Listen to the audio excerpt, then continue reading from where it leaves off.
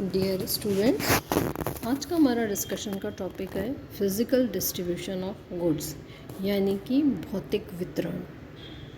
मैं doctor Archana Tiwari, assistant professor in business administration, SPC government college Ajmer.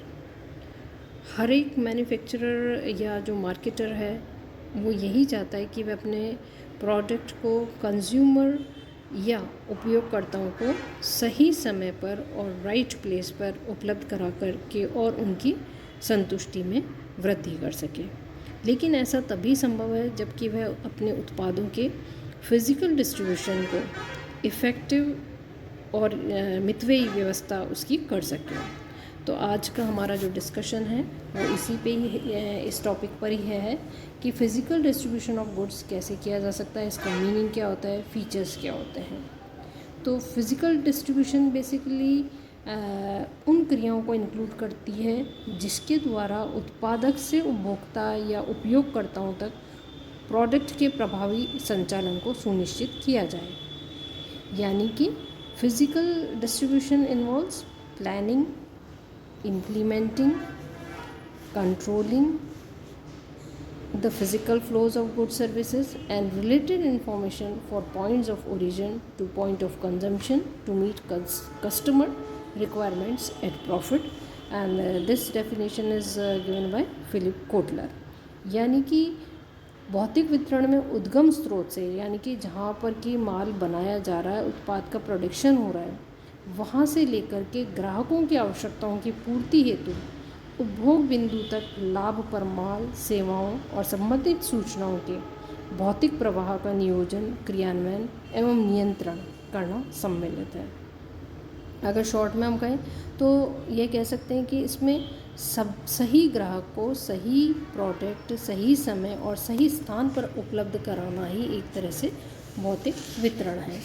अलग अलग डेफिनेशंस और हो सकती हैं, जैसे कि स्टेंटन ने भी इसकी एक डेफिनेशन दी है। उनके अनुसार भौतिक वितरण में उत्पादों के भौतिक प्रवाह का प्रबंध करना, प्रवाह प्रणाली की स्थापना करना और उसका संचालन करना सम्मिलित है।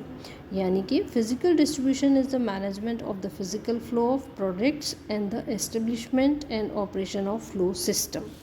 इसी तरह से एक और डेफिनेशन हम देखते हैं कंडिफ एंड स्टिल की। उनके अनुसार कंडिफ एंड स्टिल कहते हैं कि physical distribution involves the actual movement and storage of goods after they are produced and before they are consumed.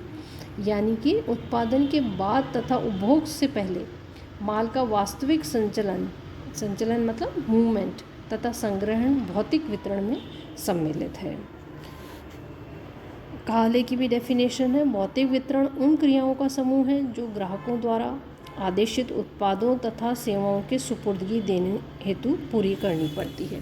तो इन डेफिनेशंस के बेस पे हम अगर कंक्लूजन के रूप में देखें तो भौतिक वितरण से तात्पर्य उन क्रियाओं से है जिनकी सहायता से उत्पादक से ग्राहकों तक उत्पादों के संचलन एवं प्रवाह को बनाए रखा जाता है, ताकि ग्राहक को उनकी आवश्यकता के उत्पाद उचित मात्रा में सही स्थान पर सही समय पर उपलब्ध हो सके। So, what is the meaning of physical distribution? Physical distribution means it involves those activities with the help of these activities the consumers can get benefit of the product whichever is needed to them, and movement and flow can be done. So features we can discuss. विशेषताएं हम इसकी देखते हैं कि भौतिक वितरण उत्पादक से ग्राहकों तक उत्पादों के संचरण प्रवाह को बनाए रखने का उपाय है। यानी कि movement and flow of the product from the base where the product is manufactured to the consumer. तो इसका एक ये उपाय कह सकते हैं। दूसरा फीचर इसका ये हो सकता है कि उत्पादन के बाद किंतु उपभोग से पूर्व means after production but before consumption उत्पादों का मूवमेंट और फ्लो है। नेक्स्ट इसका फीचर हम ले सकते हैं कि भौतिक वितरण ग्राहकों को राइट प्रोडक्ट राइट क्वांटिटी में राइट टाइम पर और राइट प्लेस पर अवेलेबल करवाने का एक प्रोसेस है। भौतिक वितरण के अंतर्गत जिन क्रियाओं को सम्मिलित किया जाता है उनमें आदेश प्रसंस्करण, स्कंद नियंत्रण, स्टोरेज या ट्रांसपोर्टेशन मीन हो सकता है। नेक्स्ट फीचर हम इसका ले सकते हैं कि यह मार्केटिंग एक्टिविटीज़ का अदर हाफ और सेकेंड हाफ पार्ट हम कह सकते हैं।